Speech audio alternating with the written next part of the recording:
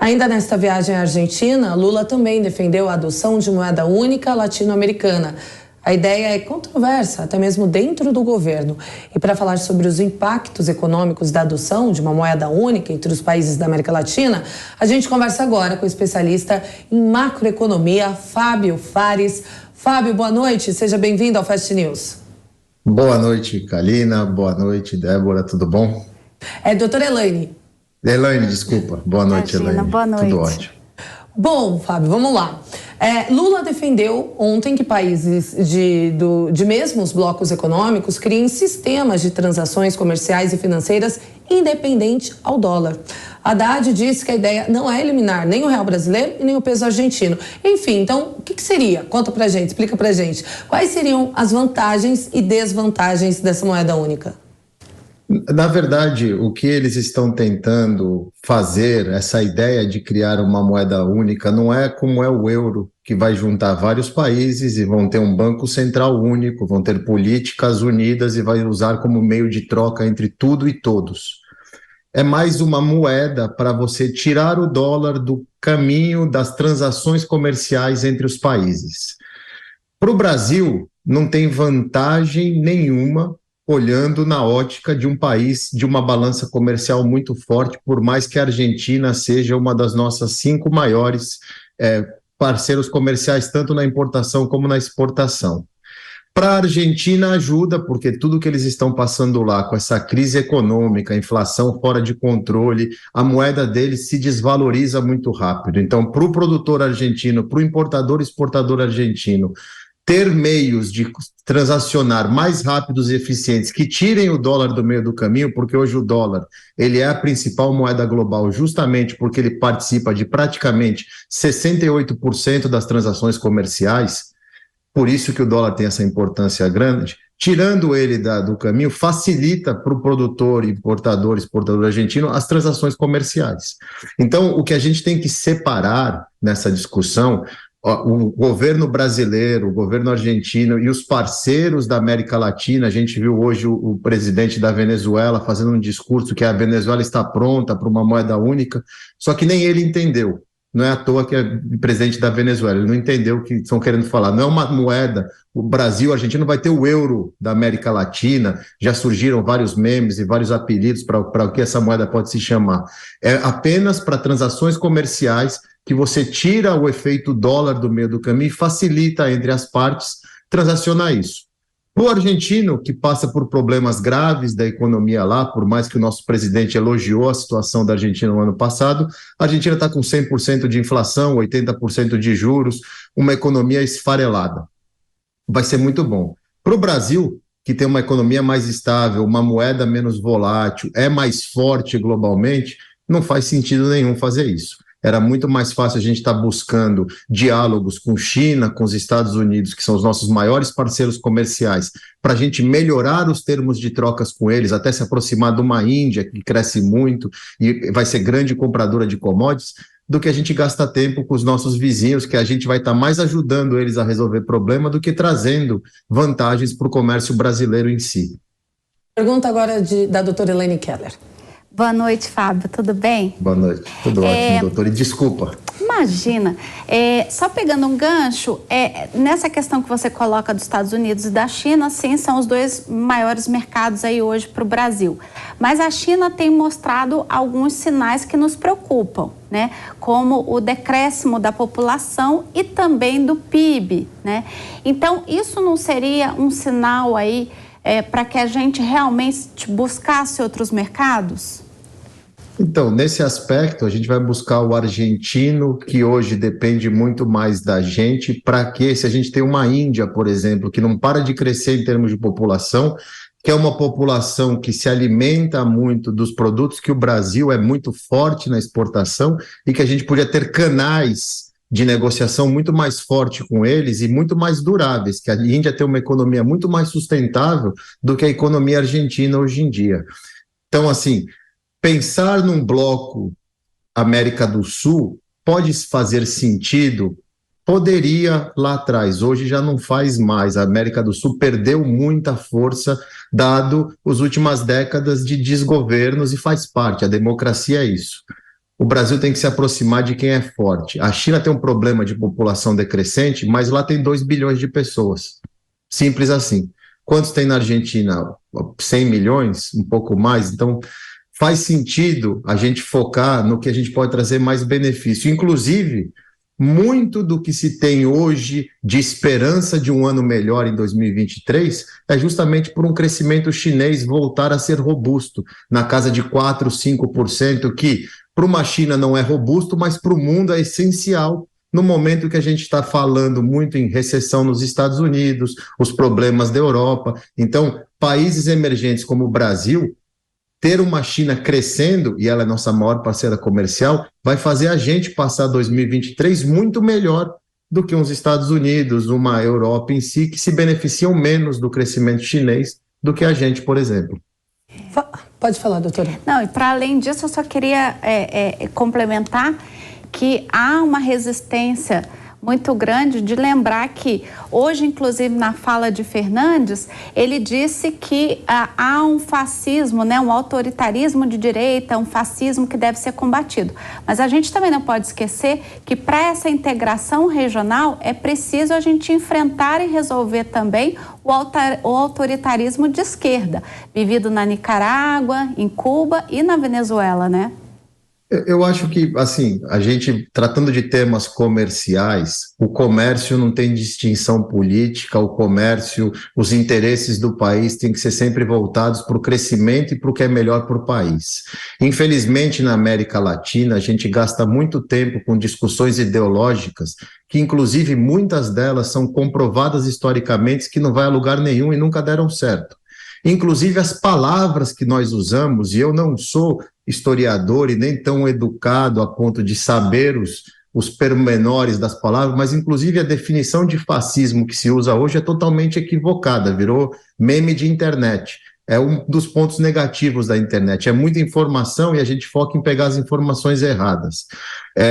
O que o Brasil, como país, precisa fazer é fortalecer as relações comerciais com países que têm interesse no crescimento mútuo. A gente se fazer um bloco com a Argentina, Venezuela, o próprio Chile hoje em dia, a Nicarágua, quando assim, é ir para lugar nenhum. Não tem nada que possa agregar ao Brasil. A gente vai voltar a ser o financiador dessa turma, que vamos lembrar lá uns 5, 10 anos atrás, Bolívia não pagou obra, o BNDES financiou porto em Cuba, financiou obra na Venezuela, dentro de um país, o Brasil, que segundo a nossa ministra do Meio Ambiente, tem 120 milhões de pessoas passando fome. Então as prioridades deviam ser internas. A gente devia fortalecer a nossa balança comercial, nossos parceiros comerciais, com fluxo financeiro que viesse para ajudar a gente a ter superávites atrás de superávit, para o país enriquecer mais e a gente poder resolver esse problema, que tem 120 milhões de pessoas passando fome no Brasil hoje, segundo a nossa ministra do Meio Ambiente. É muito mais importante isso do que fomentar bloco com a Argentina, Venezuela, o que seja. A gente tem problemas no Brasil, vamos resolver os nossos problemas, buscar os parceiros que focam na gente, no nosso crescimento, e os nossos vizinhos que aprendam com seus erros e busquem caminhos para crescerem juntos. E não estou falando que não são essenciais. A Argentina é a nossa terceira maior parceira comercial, representa 5% da nossa balança de exportação, e eles são os maiores compradores dos nossos manufaturados. Porém, eles têm problemas muito grandes no país deles que eles deviam focar em resolver. O presidente lá gasta muita energia também com abstração, que inclusive é meio moda na América do Sul, essas abstrações, eles vivem num passado não muito distante, eu acho.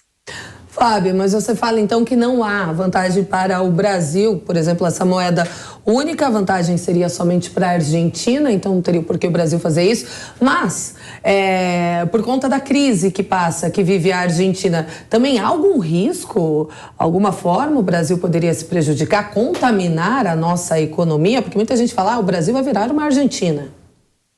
Não, eu acho que a gente fala muito que o Brasil vai virar uma Argentina porque a gente acompanhou em algumas vezes já a derrocada da Argentina. Vamos lembrar, na década de 90 o argentino era visto como o top da cadeia da América do Sul.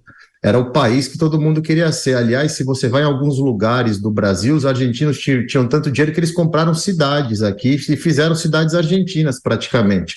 Eu lembrava quando eu era mais jovem, adolescente, lá você ia para Búzios no verão, era lotado de argentino. Eles vinham e gastavam os tubos no Brasil e a gente vê o que aconteceu com o país hoje.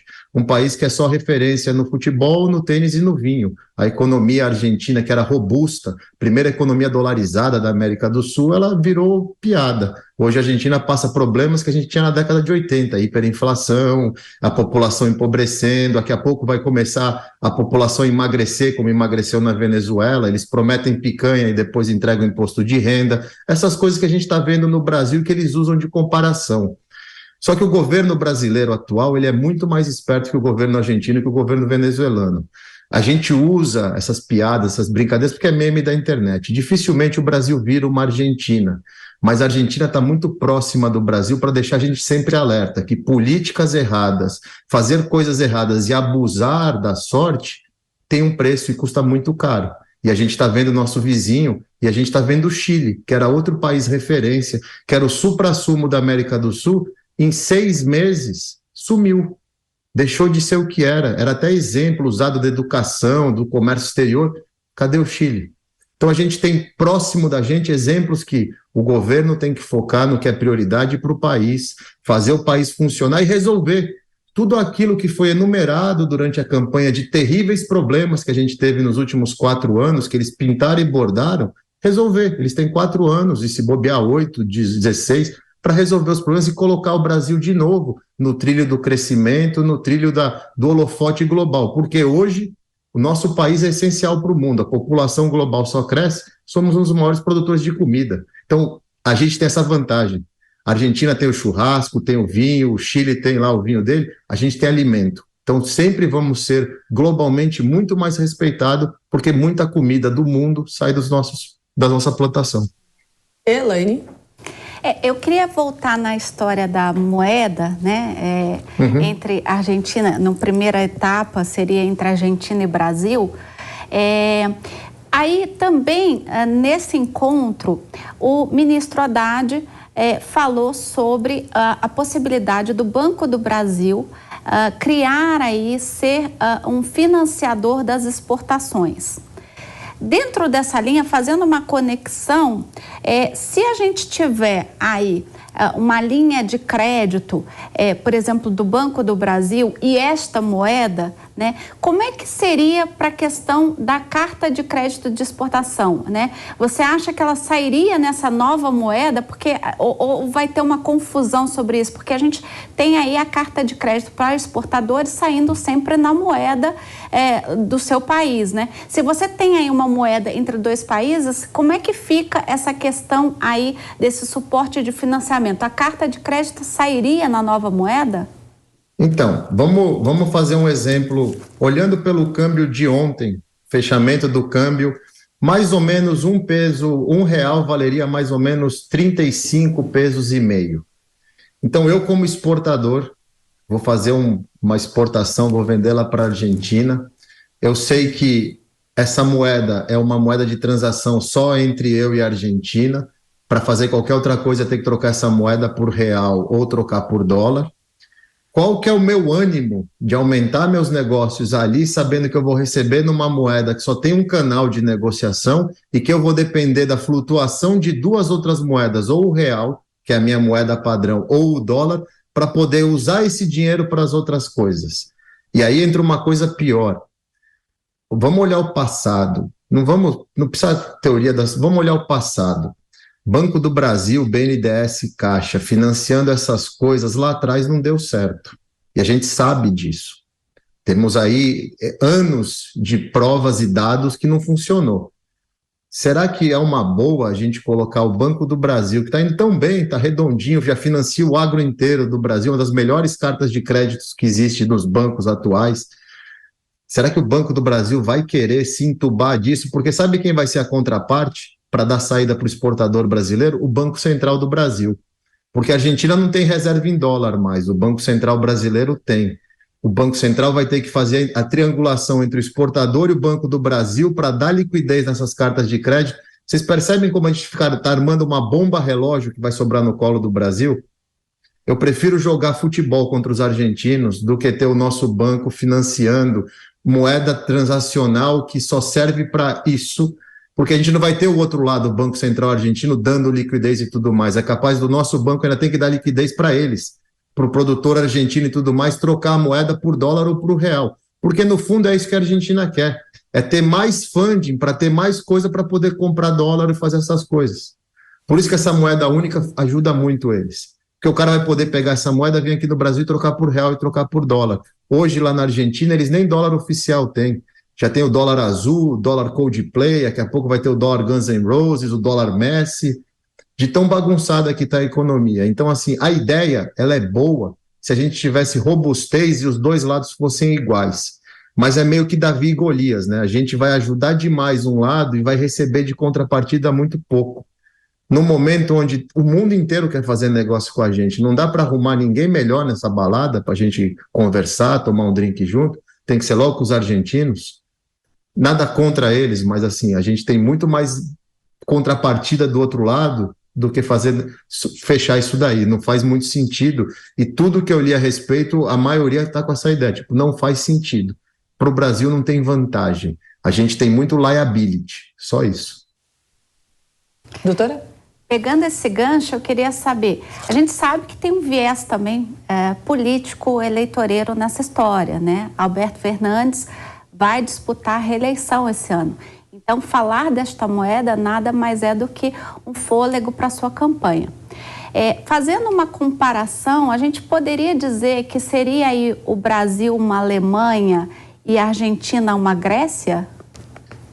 Olha, eu diria que nesse caso é todo mundo uma Grécia, mas a gente é uma Grécia mais bem arrumada, a gente é uma Grécia com uma economia mais robusta, mas vamos lembrar, meta de inflação não se bate já faz alguns anos, o nosso fiscal, a gente está sempre na beira do 100% de estourar a dívida PIB, a relação dívida-PIB, com o nosso fiscal sempre fragilizado.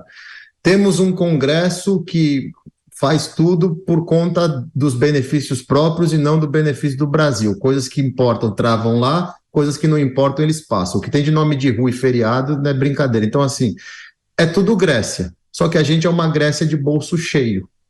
O resto é uma Grécia que vai se pendurar na gente. Usando o seu exemplo, que é perfeito, olha o problema que a Europa tem hoje por causa do euro e, principalmente, olha a Alemanha pré-euro e a Alemanha hoje. E perceba como o alemão empobreceu esse tempo todo, andou para trás, e o resto, ninguém mudou. A Itália continua sendo irresponsável, a Grécia continua sendo irresponsável, Portugal conseguiu dar uma melhorada de tanto imigrante brasileiro que foi lá, o fluxo de dinheiro deu uma ajudada, e a Espanha continua naquele oba-oba tirando a siesta dela depois do almoço. Não ajudou em nada, porque o euro serviria para levantar todo mundo e muito pelo contrário, dragou a Alemanha para baixo, a Alemanha virou um ser normal. Agora que a Inglaterra abandonou ela, ficou pior ainda, sobrou a conta só para ela pagar. Aqui seria a mesma coisa. Repetindo a nossa primeira conversa, Brasil, Argentina, Venezuela, Chile, Equador, Nicarágua, quem que vai pagar essa conta? Acho que é meio óbvio, né? Não precisa ser nem muito inteligente. Vai sobrar a boleta para o Brasil. É uma boleta que a gente quer pagar? Eu não acho que nesse momento é necessário. Fábio, você comentou sobre o BNDES e o Lula, ele defende financiamento do BNDES a países da América Latina, inclusive a Argentina, na construção de um gasoduto. Como que este financiamento, de alguma forma, pode retornar ao Brasil? Falando mais sobre essa questão de vantagens para o Brasil em fazer isso para um outro país. De novo, eu falo para a gente olhar para trás. O Porto de Cuba que a gente financiou, as garantias foram charutos cubanos. Vocês ganharam o charuto cubano? Eu não ganhei nenhum charuto cubano. Acho que vocês não ganharam. A Argentina, de repente, pode ter um lado bom. O BNDES financia, eles dão de garantia a picanha que foi prometida, porque eles têm muito gado lá. Pode ser, essa é a troca que, de repente, é a única coisa que eu vejo. Veja bem, eu vou voltar para o ponto principal. O discurso, o Lula é um político brilhante, não é à toa que pela terceira vez o cara é presidente. Ele é um político brilhante, ele sabe falar para o público dele e as pessoas compram essa fala. Porque se a gente for ver efetividade, olha para o passado. Falou um monte, não fez nada, teve que voltar a terceira vez para resolver problema que ele falou em 2003 que ia resolver. Ponto. A realidade é essa. Para o Brasil, financiar obras de fora. Vamos olhar para o Brasil. Nós temos problemas de infraestrutura, temos problemas de escoamento de safra, temos problemas de segurança, temos problemas de hospital, precisa construir creche, cadeia, escola. Precisa financiar os outros? Que benefício a gente vai ter de financiar um porto na Argentina? A gente precisa usar? Faz o porto. A gente não tem o Porto de Santos, tem o Espírito Santo, tem o Recife. De novo, tem que fazer política interna primeiro. É muito oba-oba. E, no fundo, a gente acaba vendo que é assim, tem que ajudar os amigos, porque a Argentina não vai agregar em nada para a gente. A América do Sul não vai agregar em nada para a gente. Como Cuba não agregou em nada para a gente. Então, assim, as coisas vão ficando mais claras, o tempo passa. Agora, uma coisa eu não vou negar, tudo isso foi falado na campanha. Então, assim, quem se surpreende hoje é porque estava adormecido durante a campanha. Era dado que isso ia acontecer. Só que tem que focar no Brasil. Depois que a ministra dele, em pleno Davos, para um público de investidores global, todo mundo escutando, falou que no Brasil tem 120 milhões de pessoas passando fome, o presidente tinha que estar 24 horas resolvendo o problema da fome aqui, senão vai morrer muita gente. 120 milhões passando fome, no final do ano não vai ter Natal, provavelmente, porque vai ter morrido tanto brasileiro de fome e a gente está gastando dinheiro para financiar a obra fora. Não, pega esse dinheiro, coloca todo no Brasil e vamos resolver o problema da fome. É melhor. Temos coisas no Brasil para fazer, não precisa fazer nada fora. Muito pelo contrário. Tá certo, conversamos então com o especialista em macroeconomia, Fábio Fares. Mais uma vez, Fábio, obrigada pela entrevista. Boa noite para o senhor. Boa noite. Obrigado, boa noite, um prazer, eu agradeço o convite. Boa noite para vocês, obrigado. Boa noite.